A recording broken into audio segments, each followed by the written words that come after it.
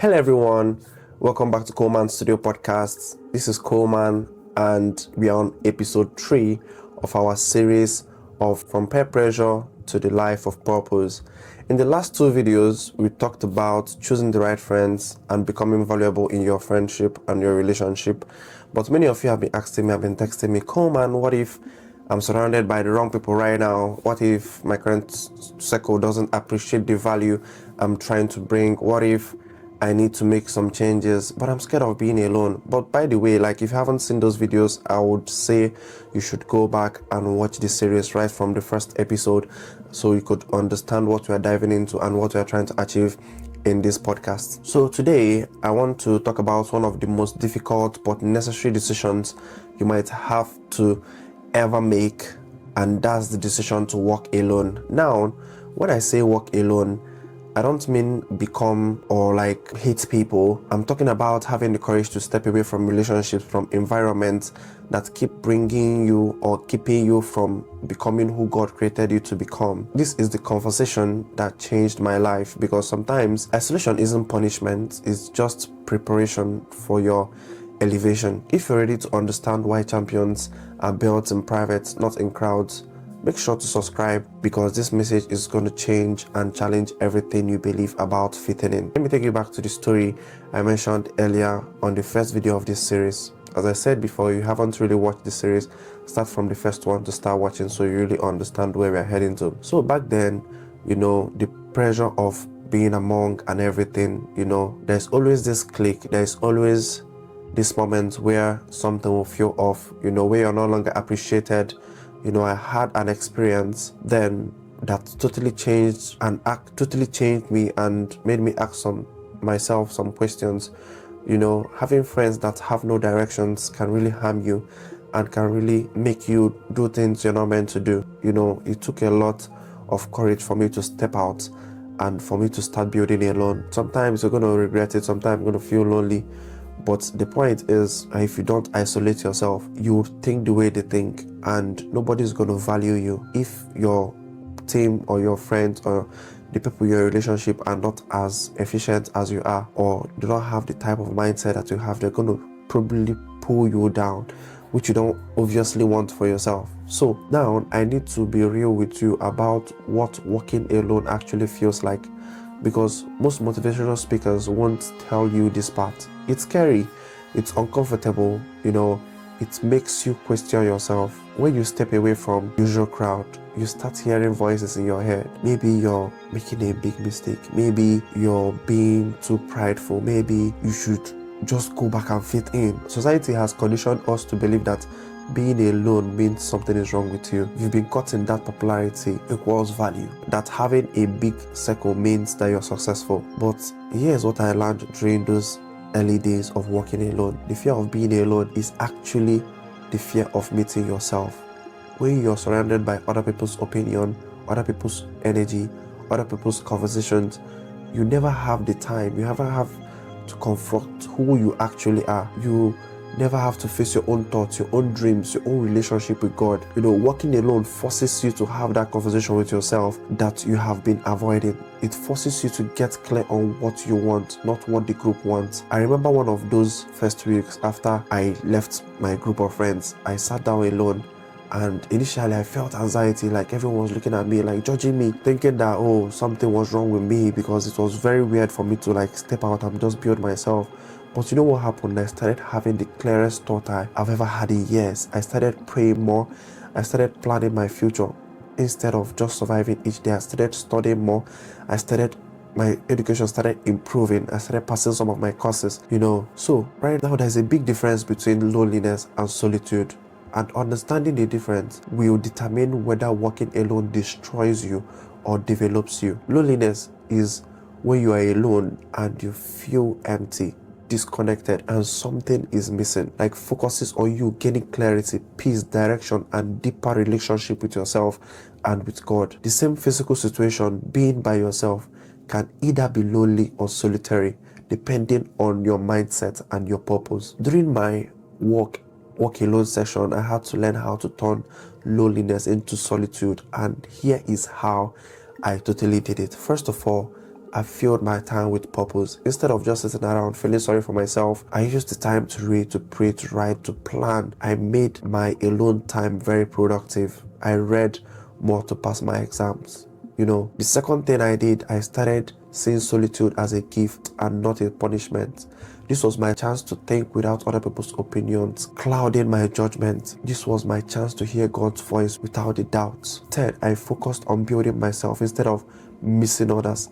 Every day I spent alone, I asked myself, how can I grow today? What can I learn? How can I become better today? And here's what blew my mind. The more comfortable I became with being alone, the more attractive I became to people. When you're not constantly processing other people's opinion or energy, your own thoughts have space to develop. You start understanding what you actually think about. You start understanding what you actually think about things, not just what your friends think. During my alone season, I discovered things about myself that I never knew. I found out I was actually creative, and I found out I had strong opinions on some certain topics. I found out I had dreams I had been suppressing to fit in with the group. Secondly, your relationship with God deepens. It's hard to hear God's voice when you're always surrounded by human voices. Solitude creates that space for reading scriptures, for actually listening to what God is trying to tell you about your life. Most of my most powerful encounters with God happened during that season when I was walking alone, because I wasn't distracted by trying to impress people or trying to fit into other people's expectations. So the third thing is that you develop real skills and talents when you're not spending all your time socializing. You have the time to work on yourself. You can learn new things, practice new skills, read books, and expand your mind. I started creating content during this my alone time, and I started writing. Though I was not really consistent with it, I started developing my voice. None of that would have happened if I was still sitting at that crowded table talking about nothing. And the fourth thing is that you become mentally stronger. Working alone builds your mental toughness. When you can be comfortable with yourself, when you can make better decisions without needing anybody's approval, that is real strength. And the fifth is that you attract the right people. When you're comfortable being alone, you stop settling for the wrong company. You start attracting who appreciates the real you and not the version of you trying to fit in. Now, I'm going to talk about learning not to care about what other people think. Now, here is the hardest part of working alone. Learning to do things without caring what other people think. That was my biggest struggle, because after I left my group of friends, I was still concerned about, what are they thinking of me? What are their thoughts of me? Worried about. I was still very much worried about their opinions. But what I learned, you cannot walk your own path while constantly looking over your shoulder at people who aren't going where you're going to. The people who judge you for growing, for changing, for wanting more, those people are revealing their own insecurities, not pointing out your own flaws. When I started my own journey, when I started embracing myself, some of those old friends made jokes. Look at Koman, is trying to be famous. He thinks that he's going to be some kind of motivational speaker sometime. For a minute, that bothered me. I almost stopped creating because I was worried about what they would say. But then I realized the same people who are criticizing my dreams don't have dreams for themselves. Those people who are making jokes about my growth aren't growing themselves. You have to get to a point where other people's opinion become like a background noise, where you're so focused on your purpose that their criticism doesn't even register with you at all. This doesn't mean that you become arrogant and stop caring about people. It just simply means that you stop letting people who don't understand your vision control your decision, And one other thing that is really important is building yourself in private. Working alone season, yourself in private and celebrate in public. Most people do this backwards. They try to build their reputation in public without actually building their character in private. They want the recognition without doing the work. But champions are built in private. Athletes train alone for hours before they perform in front of crowds. Musicians practice in empty rooms before they play in front of audiences. Entrepreneurs work in isolation before they actually launch their businesses. So your alone time is your building time. This is practice skills that will serve your future without having to justify why you are investing that time. Work on your mindset without having to convince others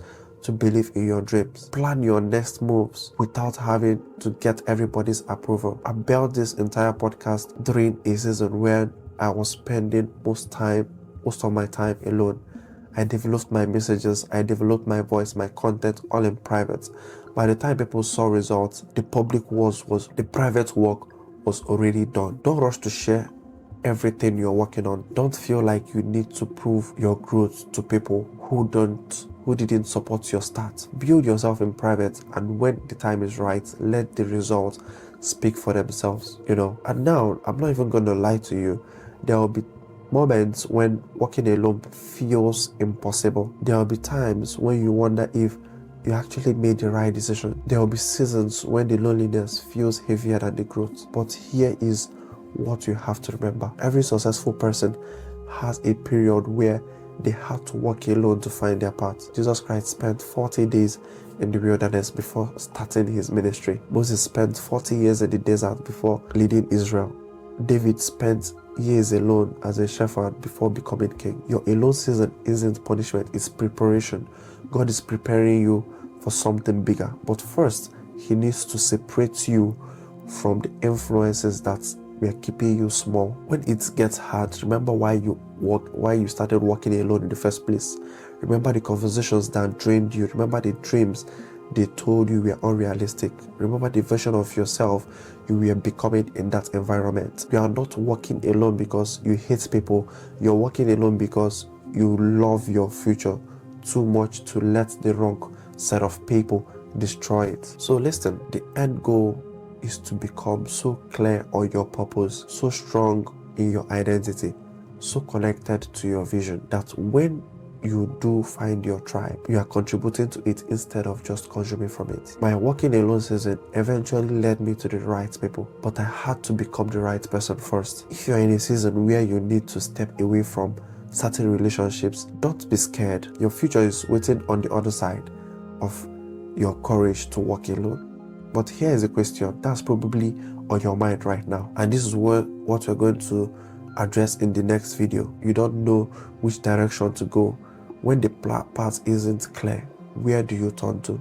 Next week, we are talking about finding your North Star truth, how to let God guide you when everything around you is unclear. Make sure you subscribe, hit the notification bell, because this conversation about divine guidance is about to change how you make major decisions in your life. Until then, don't be afraid to walk alone when walking with the crowd is taking you in the right direction. This is Coleman from Coleman Studio Podcast, and remember, isolation is not punishment, it's preparation. See you in the next one. Bye, bro.